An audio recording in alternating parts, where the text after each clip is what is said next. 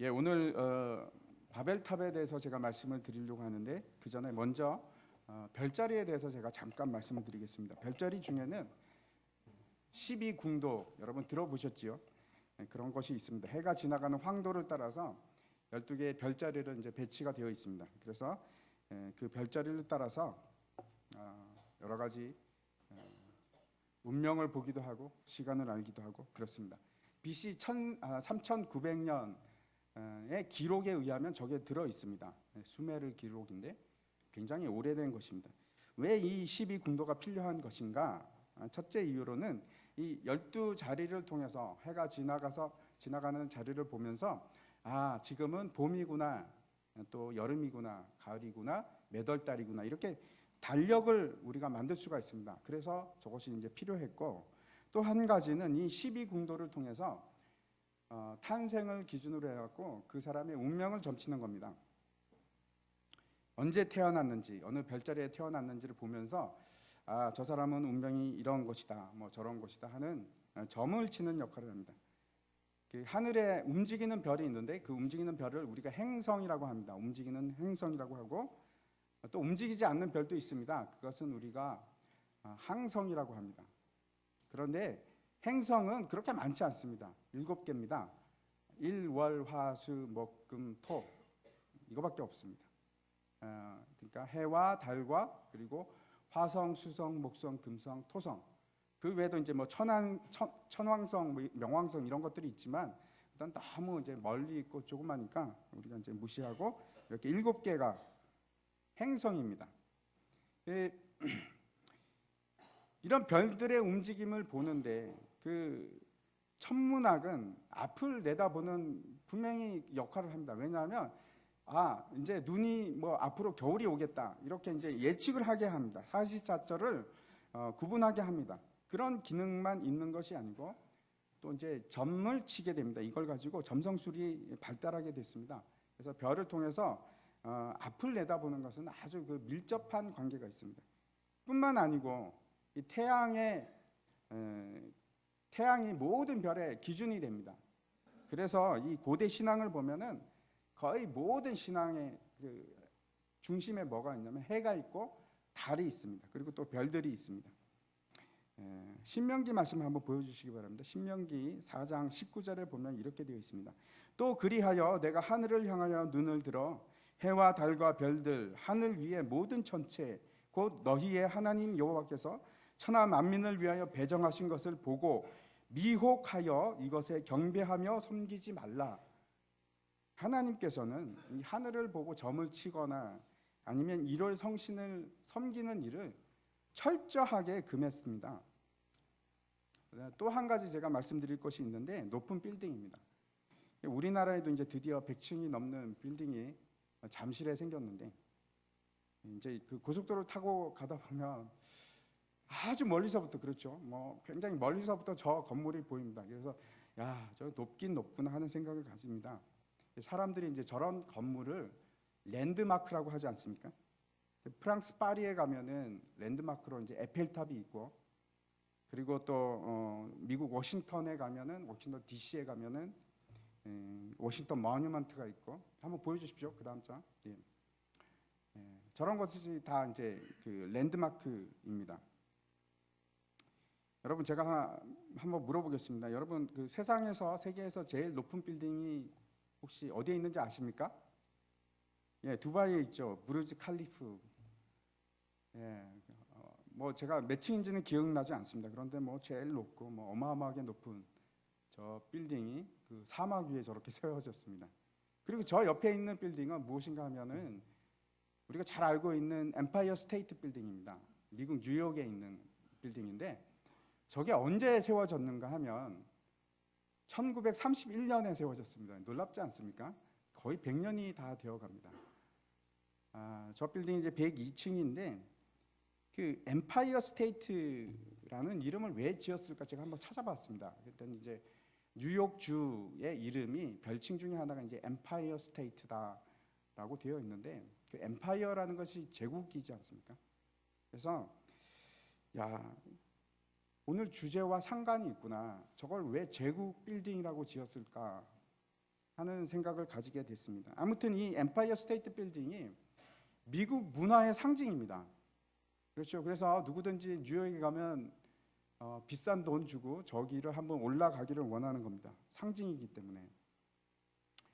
왜 사람들이 저렇게 높은 빌딩을 지을까? 여러분 왜 짓는다고 생각을 하십니까? 100층 이상 그 높은 건물을 짓는다는 것은 그렇게 효율적이지 않습니다. 경제적이지도 않고 많은 돈이 들어가는데 사실 공간 효율이 떨어지기 때문에 그래서 보통 이제 저렇게 높아지면은 한 가격이 한 5배 정도 비싸진다고 합니다. 평당 가격이. 뭐 얼마가 될지는 잘 모르겠습니다만 경제적 이유 때문에 짓지는 않습니다. 그럼 왜 짓겠습니까? 이유는 그렇죠. 랜드마크를 만들기 위해서 저런 건물을 짓습니다. 우리는 이렇다. 우리는 이렇게 대단한 사람들이다. 그런 걸 보여주려고 그러는 거 아니겠습니까? 제가 이제 앞에서 12궁도 얘기를 했고 또 랜드마크 얘기를 했는데 이 둘 다가 무언가하고 연관이 되어 있습니다. 그것이 무엇인가 하면 바벨탑입니다. 창세기 이제 10장과 11장은 그 낳고 하는 계보 얘기가 쭉 처음부터 끝까지 그 얘기가 나옵니다.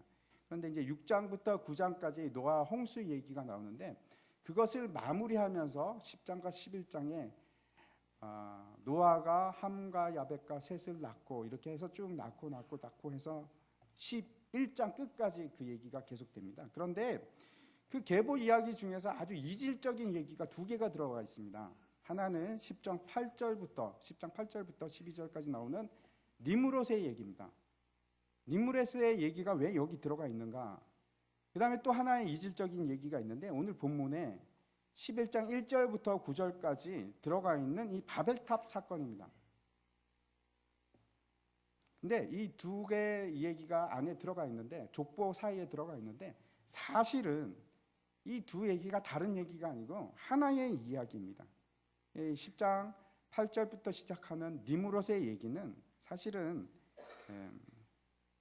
이 땅에 어떻게 해서 제국이 생기게 되었나 하는 것을 이제 보여주고 있고, 그 다음에 이 뒤에 있는 바벨탑 사건은 그 어떻게 해서 이 바벨 안에 도시 문명이 만들어지게 되었는가 하는 것을 보여줍니다.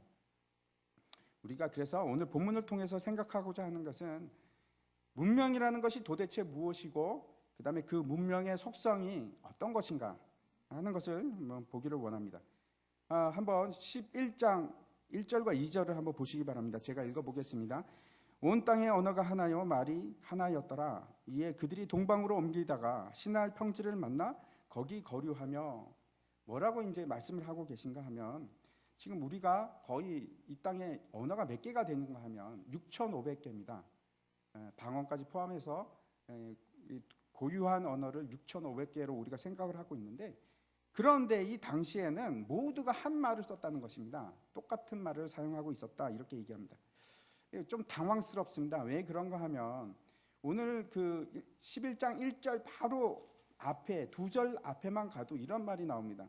10장 31절인데 뭐라고 하냐면 이들은 셈의 자손이니 그 족속과 언어와 지방과 나라대로였더라 이렇게 기록을 합니다. 여기만 있는 것이 아니고 10장 5절도 그렇고 10장 20절도 그렇고 야벳에 대해서 얘기할 때 그 마지막 결론이 이거고, 또 함에 대해서 셋에 대해서 똑같은 얘기를 합니다. 무슨 얘기냐면 민족에 따라서 언어가 다 달라졌다, 나뉘었다 이 얘기를 하는 겁니다. 그런데 11장에 갔더니 이제 다시 하나였더라 이렇게 얘기합니다. 조금만 우리가 생각해 보면 알 수 있는데 이것은 역사적인 순서로 쓴 것이 아니고 11장 1절부터 9절은 왜 이 땅에 언어가 나누어지게 됐는가 하는 것을 설명하는 내용입니다. 제가 질문을 한 가지 드리겠습니다. 아담부터 노아까지 10대입니다. 아담이 셋을 낳고 해서 쭉쭉쭉쭉 내려가서 10대입니다. 그리고 이제 노아부터 시작해서 아브라함까지 다시 10대입니다. 그러면 노아부터 아브라함까지 그 노아가 아브라함과 같은 시대 사람이었을까요? 여러분 어떻게 생각하십니까? 10대인데. 10대면은 뭐 한참 밑 아닙니까? 한번 보여주시기 바랍니다. 저기를 보면은 저 빨간 가운데 빨간 선이 노아의 홍수 시점입니다. 그런데 이제 지나서 파란 선이 뭐냐면 홍수 이후에 노아가 죽을 때 그때 시간입니다. 보십시오. 아브라함이 몇 살이었습니까? 그때 56세였습니다. 놀랍지 않습니까? 아무도 안 놀라시는데 같은 시대 사람입니다. 제가 말씀드리는 것은 노아는 벨렉이 10장 25절에 보면은 이렇게 되어 있습니다. 에벨은 두 아들을 낳았고 하나의 이름을 벨렉이라 하였으니 그때의 세상이 나뉘었습니다. 이 나뉘었다는 말이 이제 논란이 있는데 우리가 쉽게 이해하면은 아마 그때 민족이 나뉘고 언어가 나뉘었구나 이렇게 생각할 수 있습니다. 그런데 그때가 동시대입니다. 아브라함과. 그러니까 노아가 홍수가 끝나고 나서 나왔을 때부터 시작해 갖고 모든 사람들이 동시대입니다. 아브라함까지. 그래서 이 11장 내용은 10장 내용에 지금 겹쳐져 있는 겁니다. 전혀 이상한 내용이 아니고 동시대입니다. 그래서 이렇게 얘기할 수가 있습니다. 노아가 아라랏 산에서 이제 나와서 거기 이제 지난번에 말씀을 드렸는데 거기는 산지입니다. 아르메니아 쪽인데 산지입니다. 거기서 이제 내려와서 사람들이 이제 동쪽으로 이동하기 시작했습니다. 물론 어떤 사람들은 북쪽으로 갔을 것이고 또 어떤 사람은 남쪽으로 갔습니다. 다 뭐 동쪽으로 간 것은 아닌데 동쪽으로 이동을 했는데 왜 그쪽으로 갔느냐? 거기로 가면은 평지입니다. 제가 이제 그쪽에 살아서 아는데 아주 뭐 굉장한 평지고 그다음에 땅이 기름집니다. 그리고 유프라테스 강이 있고 티그리스 강이 있어서 거기는 물도 풍부하고 농사짓기 아주 좋습니다. 그래서 여기 이제 표현대로 하면 장막을 걷어서 그곳에 가서 정착하였다 이런 말이 기록이 되어 있습니다. 동쪽이라는 말은 사실은 이제 방향을 가리키기도 하지만 고유 명사이기도 합니다. 그래서 동쪽은 언제나 이스라엘에서 동쪽이라고 얘기하는 곳은 언제나 이 갈대아 우르 지방을 동쪽이라고 얘기를 합니다. 거기에 이제 문명이 생기기 시작합니다. 그 문명이 무슨 문명이냐 하면 메소포타미아 문명입니다. 인류 최초의 홍수 이후의 최초의 문명인데 그 문명이 실체가 무엇이냐면 바벨론입니다. 바벨론. 창세기 9장 1절의 말씀을 한번 보도록 하겠습니다. 제가 읽어보겠습니다. 하나님이 노아와 그 아들들에게 복을 주시며 그들에게 이르시되 생육하고 번성하여 땅에 충만하라. 하나님께서 똑같은 축복의 말씀을 누구에게 주셨냐 하면 아담에게 주셨습니다. 생육하고 번성하고 땅에 충만하라. 그렇게 말씀하셨는데 홍수 이후에 모든 사람이 다 심판을 받고 사라진 이후에 노아에게 다시 한번 똑같은 축복의 말씀을 주십니다. 이게 축복이자 명령입니다. 그래서 노아의 후손들이 해야 될 일 중에 하나는 땅을 다 채워나가는 일입니다. 흩어져서. 그런데 홍수 이후에 채 100년이 되지도 않았는데 다시 죄가 사람들에게 퍼져나가기 시작하는데 그 하나님께서는 땅의 끝까지 사람들을 흩어져라 이렇게 말씀하셨는데 그런데 이 바벨론의 목적은 처음부터 그 이상이 뭔가 하면 흩어지지 말자입니다. 흩어지지 말자. 언뜻 보면 참 좋은 얘기처럼 들리지 않습니까? 그것으로부터 시작합니다. 흩어지지 말자. 이 바벨론 제국의 시작이 누군가? 누구로부터 시작되었는가? 누굴까요? 니무롯입니다. 니무롯을 이제 10장에서 제가 간단하게 소개를 드리면 10장에서 뭐라고 얘기하냐면 니무롯은 함의 아들 구스의 첫 번째 아들입니다. 니무롯이. 그러니까 노아로부터 하면은 증손자인데 그 성경에서 이 니무롯에 대해서 어떻게 설명하고 있냐면 여호와 앞에 용감한 사냥꾼이다라고 얘기합니다. 여호와 앞이라는 것은 그 앞에 섰다는 얘기가 아니고 어떤 뜻이냐면은 against 대적하여 뜻입니다. 그래서 하나님의 대적이 되어서 대적하는 자리에 서서 큰 사냥꾼이 되었다는 겁니다. 근데 이 사냥꾼도 짐승을 잡는 그런 사냥꾼을 얘기하는 것이 아니고 여기서는 특별한 사냥꾼인데 인간 사냥꾼을 얘기하는 겁니다. 영혼 사냥꾼. 창세기에는 이름이 굉장히 중요합니다. 니무롯도 그 이름의 뜻이 있는데 어떤 뜻인가 하면 반역자라는 뜻입니다. 그러니까 이 니무롯은 하나님으로부터 반역해서 세상의 첫 용사가 되었다, 이렇게 지금 말씀하고 계신 겁니다. 8절에 그는 세상의 첫 용사라. 용사라는 뜻도 어떤 뜻인가 하면 강한 세력을 가진 자, 그런 뜻입니다. 그러니까 세상에서 가장 강한 세력을 가진 자가 니무롯이 된 겁니다. 왕이 된 겁니다.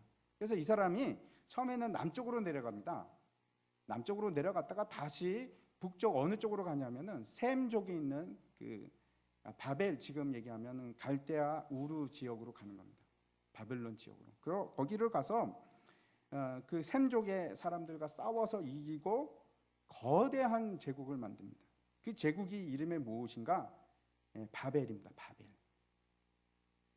3절과 4절을 한번 보도록 하겠습니다. 3절과 4절을 보면은 서로 말하되 자 벽돌을 만들어 견고히 굽자 하고 이에 벽돌로 돌을 대신하며 역청으로 진흙을 대신하고 또 말하되 자 성읍과 탑을 건설하여 그 탑 꼭대기를 하늘에 닿게 하여 우리 이름을 내고 온 지면에 흩어짐을 면하자 하였더니 라고 되어 있습니다. 우리 성경에는 자 서로 말하되 자 이렇게 되어 있습니다. 근데 이게 이제 무슨 뜻인가 하면 서로 사람과 사람이 서로 말하는데 자라는 단어가 원래는 오라 그런 뜻입니다. 영어로 하면 come 그런 뜻인데 오라 초대의 말입니다. 오라 우리가 벽돌을 만들어 견고히 굽자. 그리고 벽돌을 돌을 대신하자. 그리고 역청으로 진흙을 대신하자. 오라 그런 뜻입니다. 초대의 말인데 또 4절에도 그렇게 되어 있지 않습니까? 또 말하되 자 여기도 똑같습니다. 오라 우리가 성읍과 탑을 건설하자. 이렇게 초대를 하고 있습니다. 그런데 우리가 이제 오늘 살펴볼 내용이 이 초대의 말이 어떤 것인가, 그것을 살펴보려고 합니다. 첫 번째는 이 오라 하는 말이 초대에 어떤 것인가 하면 오라 우리가 도시를 건설하자 그런 뜻입니다. 두 번째는 오라 우리가 우리 이름을 내자. 세 번째는 오라 우리가 우리 신을 만들자. 이 세 가지입니다. 이 도시 성을 만든다는 것은, 성읍을 만든다는 것은 첫 번째 제가 말씀드린 겁니다. 오라 우리가 도시를 만들자 할 때 이 도시라는 것은 특별한 의미를 가지고 있습니다. 많은 의미가 있는데 그 중에 첫 번째는 모은다, 사람들을 모은다 하는 뜻입니다. 하나님께서는 세상을 향해서 흩어져라 이렇게 말씀하셨는데 그게 아니고 반역함으로 인해서 우리는 뭉치겠다, 아니다 우리는 뭉치겠다 이렇게 얘기하는 겁니다. 문명은 여러분, 그 문명은 항상 도시로부터 시작합니다. 문명이 시골에서 시작한 일은 없습니다. 언제나 사람들이 모여서 문명이 시작을 합니다. 이제 사람들이 모이기 시작하면 여분의 생산력이 나오지 않습니까?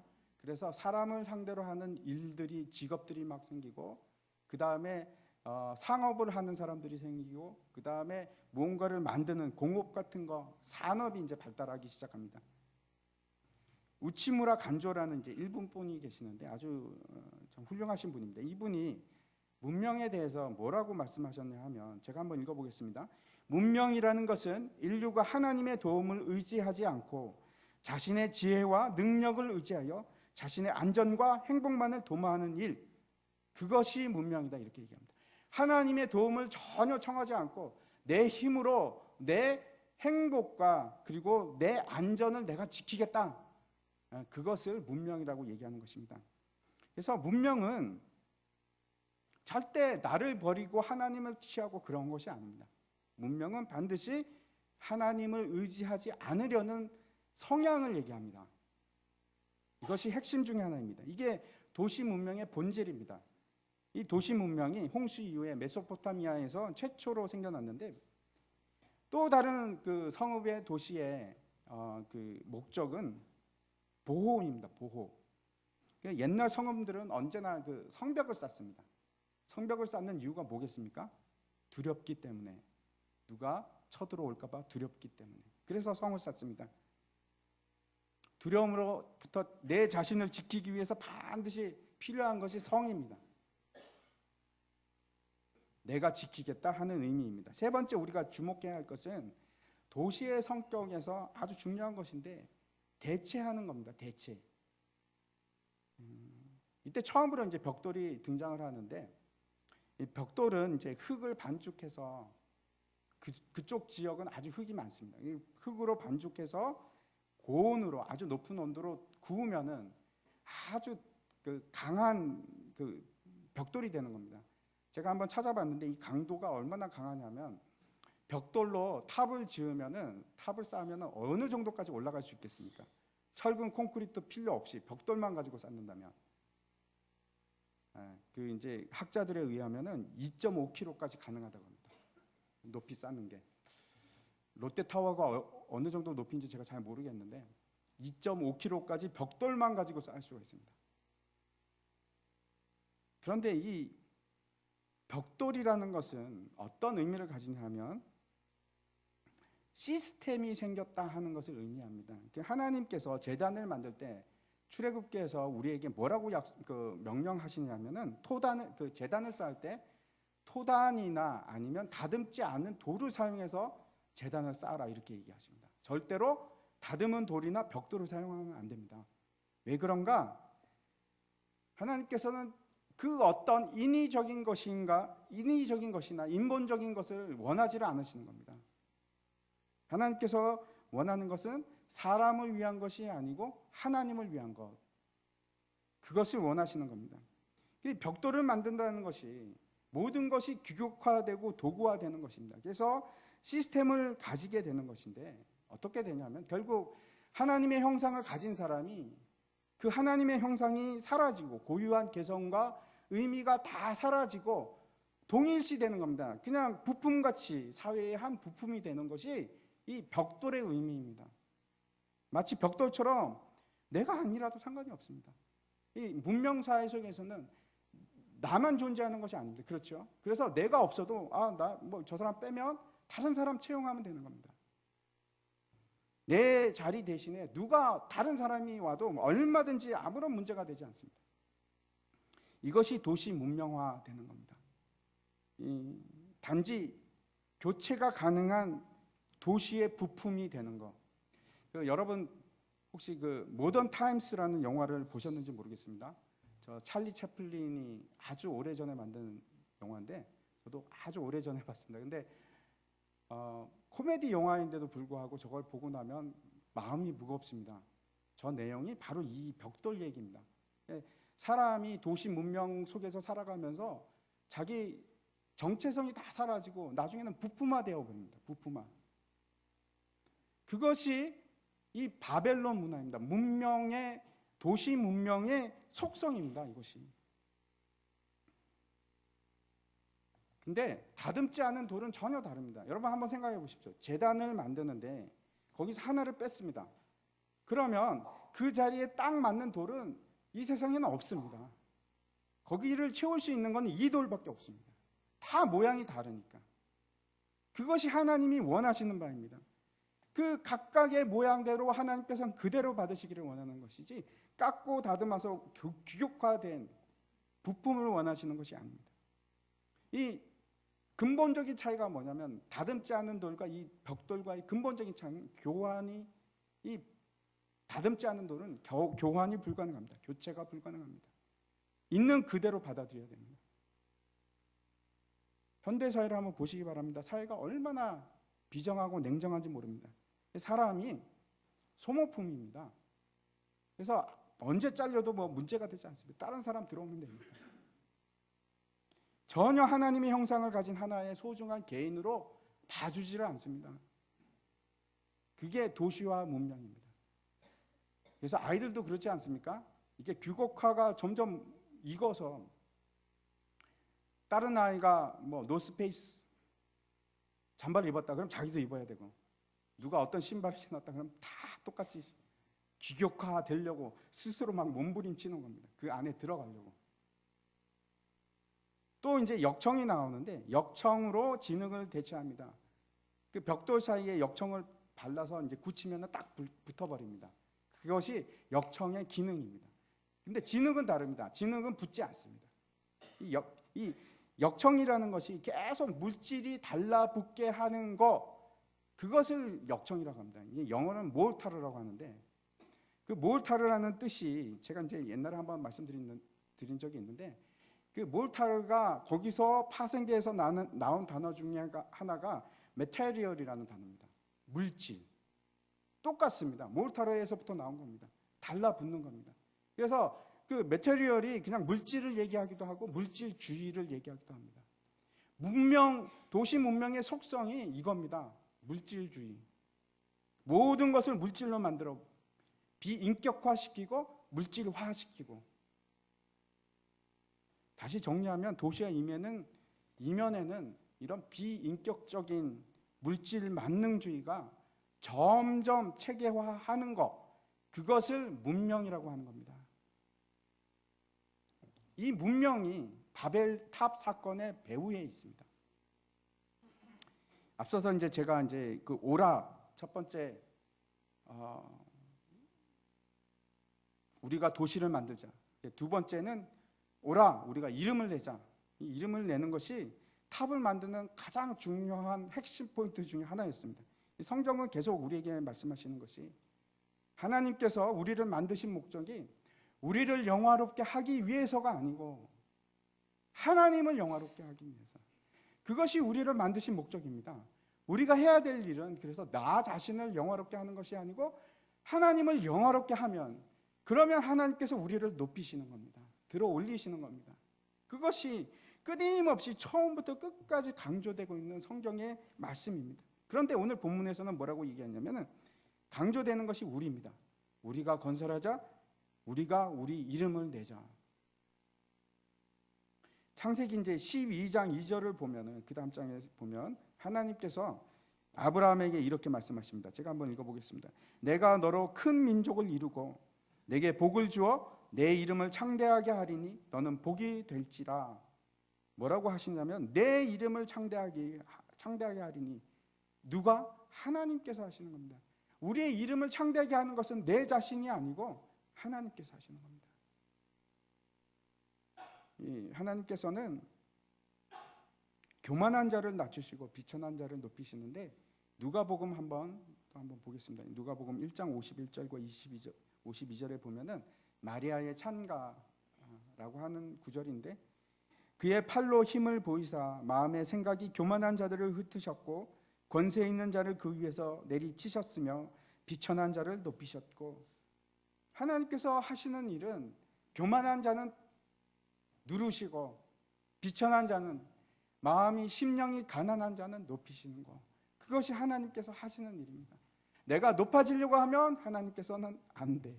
나를 부수시고, 내가 정말 하나님 앞에서 낮아졌을 때 그때 하나님께서 높이십니다.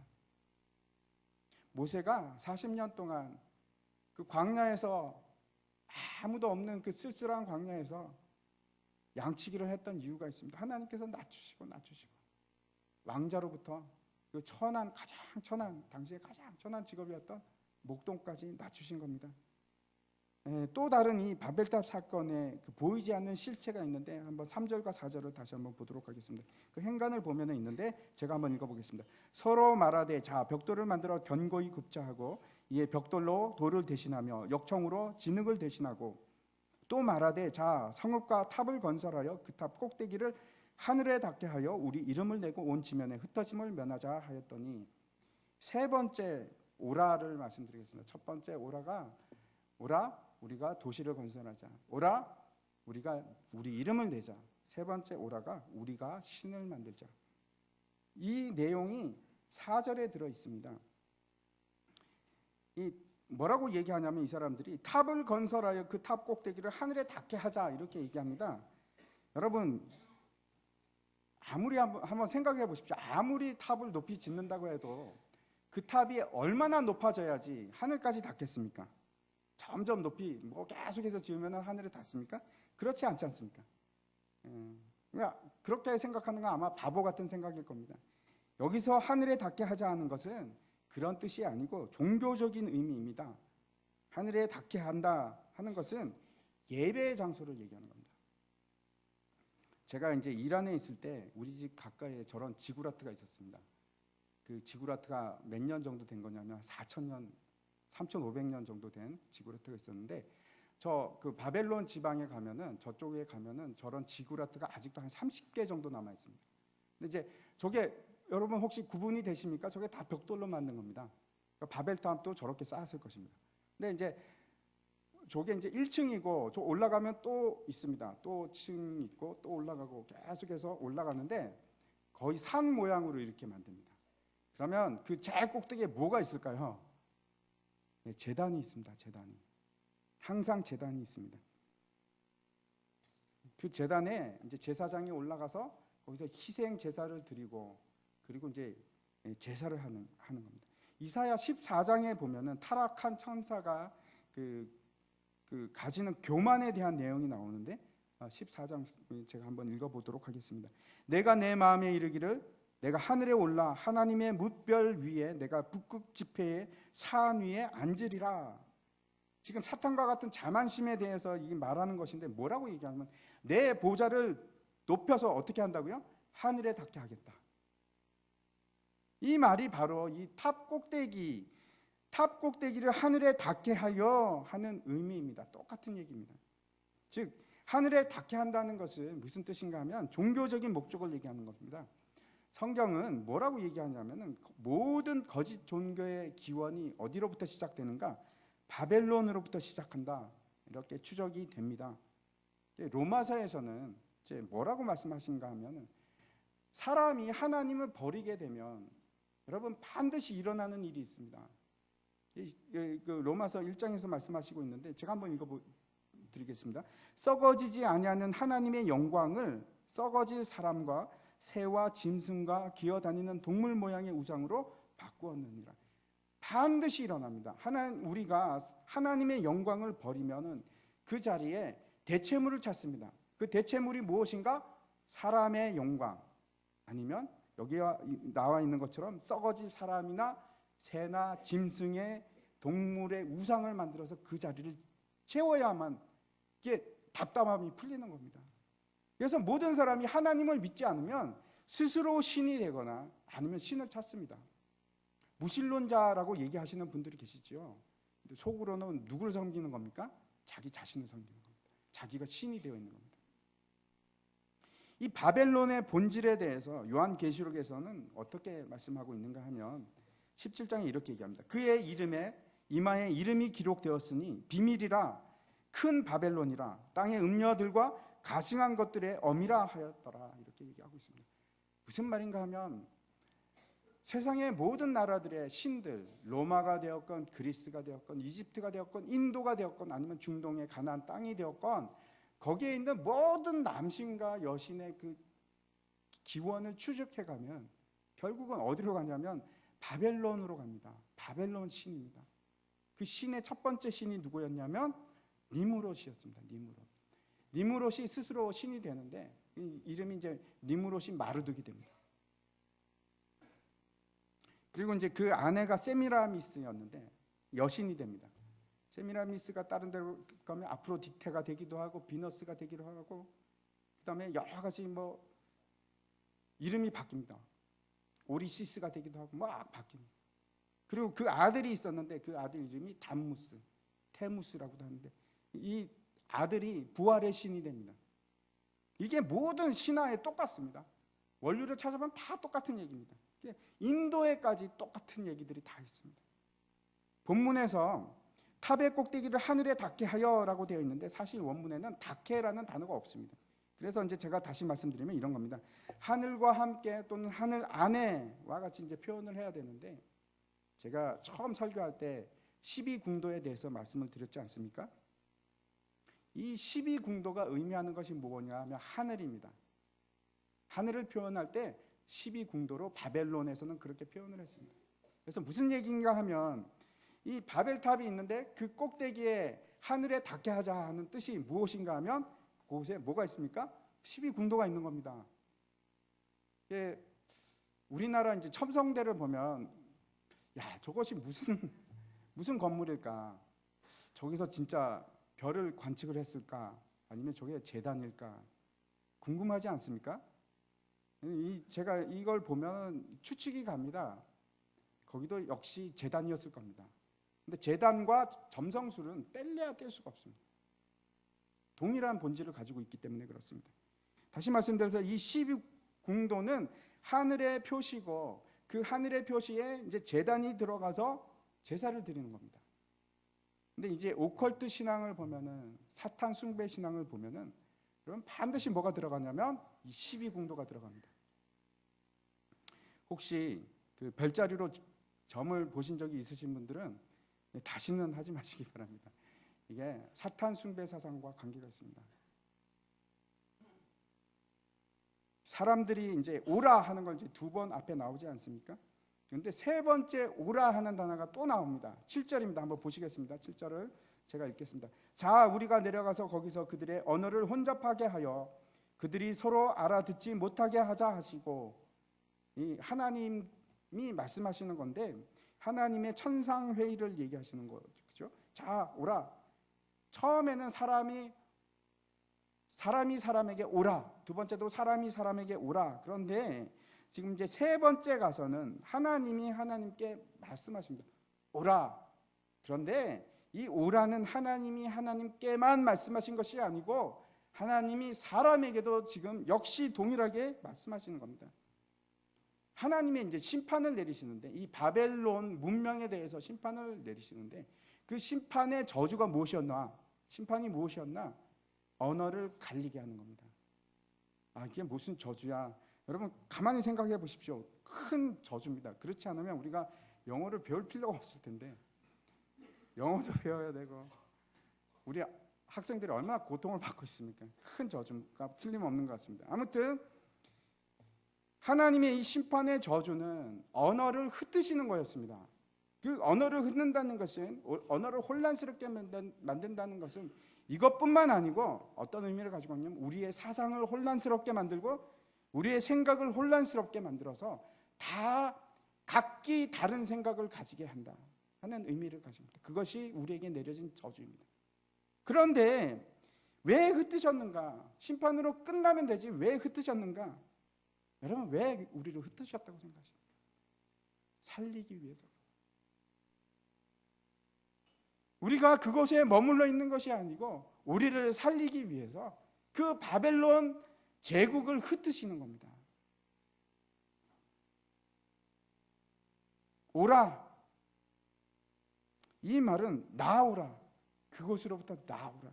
사도행전 7장 2절과 3절 말씀을 한번 보여주시기 바랍니다.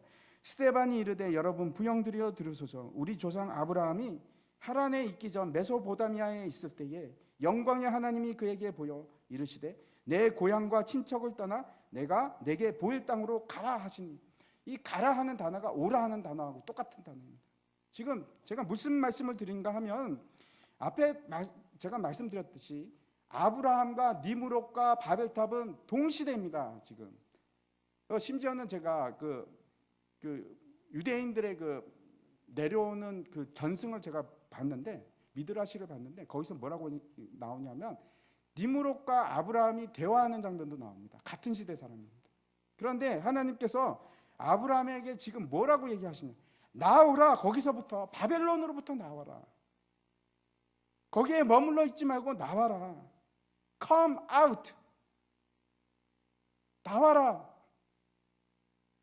왜요? 그 바벨론은 언젠가는 무너집니다. 반드시 무너집니다. 여러분 그곳을 떠나셔야 됩니다. 이사야서 말씀입니다.